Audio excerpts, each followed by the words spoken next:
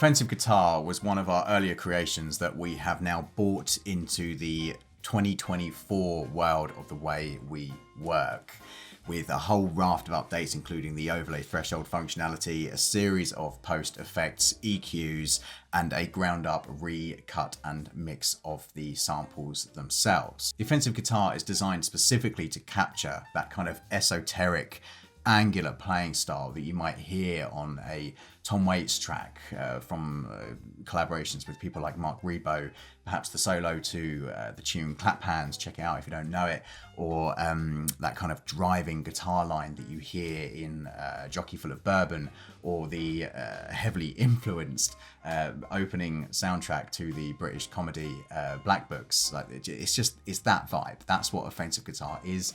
That was what it was designed to be.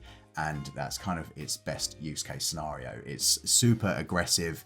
There's really deep kind of vibrato on the harder forte kind of dynamics in the instrument, but there's also a series of really interesting and strange performed effects techniques where the guitar was kind of tuned massively down, and then rulers and pencils and all sorts of things placed within the strings and then kind of like pulled out or moved around under the strings just to create these really wild, crazy sounds that just sound organic but also sound totally ethereal and sound design. It's a real interesting palette of textures on top of what is the core of the library, which is this kind of angular, aggressive kind of beatnik punk, to coin a phrase. So if we take a look at the interface, we can see that it is in our kind of contemporary way of working with our overlay threshold functionality, meaning we can access any articulation we want at any given time, so long as we have it selected within our dynamic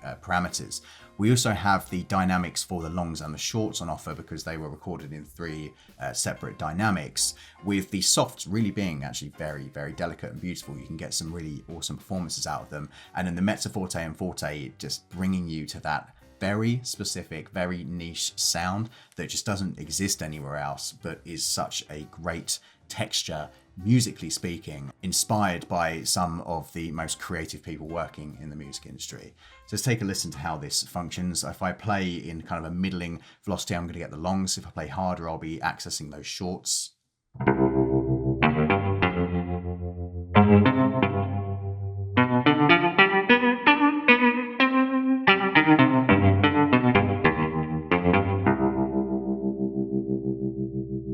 Just love it. I love it. It's so characterful and interesting. It's beautiful.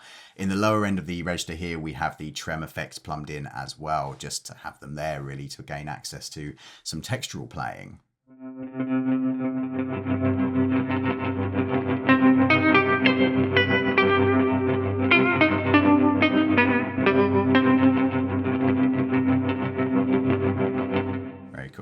Okay, so there are 10 kind of starting points that come with this library in the form of snapshots, with the first one being what we just heard, where there is a heavy trem effect on the instrument that is just kind of the iconic sound of that specific style of playing.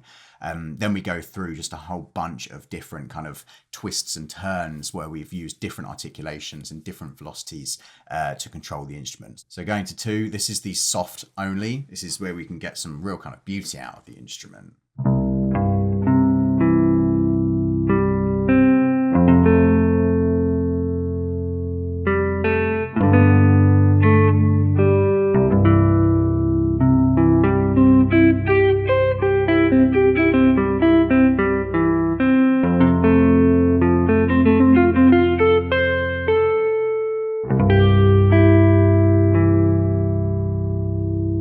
Longs are beautiful, but I really love the shorts. When you hit hard here, you gain access to the shorts.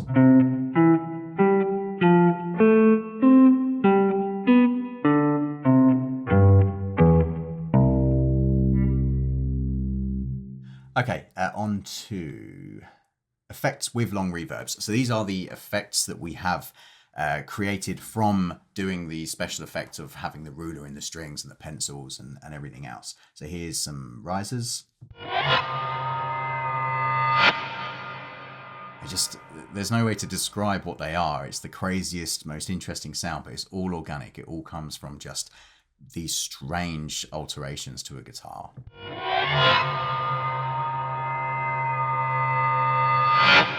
We have some short and long variations, just a whole bunch of different riser textures.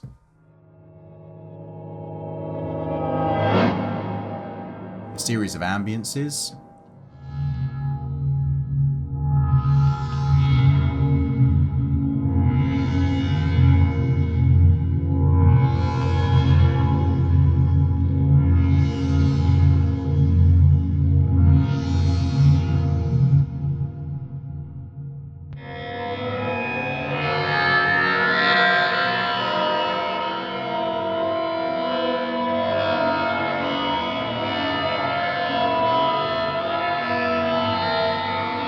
And then what we've called the stabs, which is just super aggressive, unpitched kind of chunks of sound.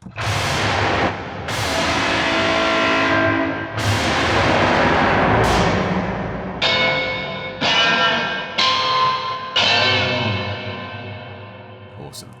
And then a series of chops, which is just little tiny stabs on the instrument.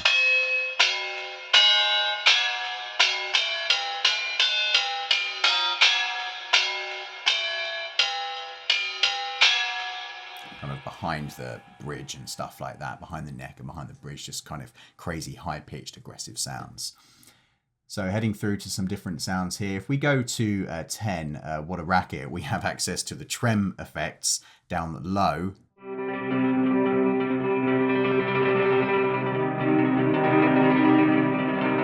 And then the effects on top of that.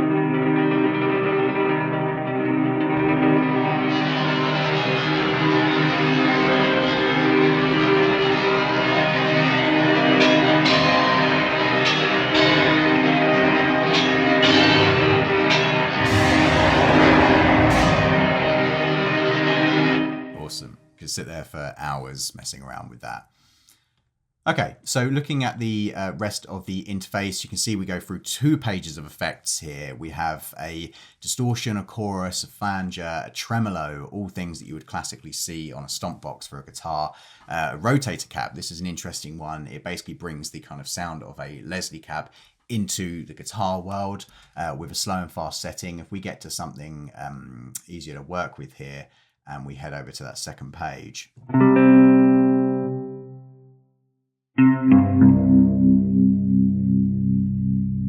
Now, this here looks like a button, but it is a slider. So be aware of that, because you can ultimately means that you can assign this to an external slider, and then you can move between slow and fast and have that automation on your DAW. So a very useful way of using that, but it does mean that it is a slider rather than a button. So be aware that you have to physically move it from left to right. So if we go from slow to fast.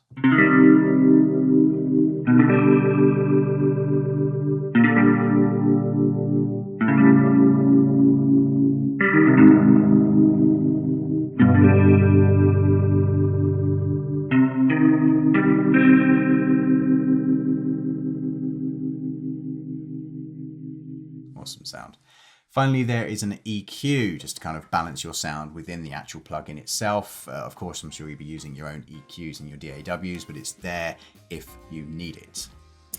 Okay, so that has been an in-depth look at the offensive guitar, Beatnik punk guitar, and everything that is new in the version 3 update. Head to insanitysamples.com to find out more information, and I'll see you in the next one. Thanks for watching.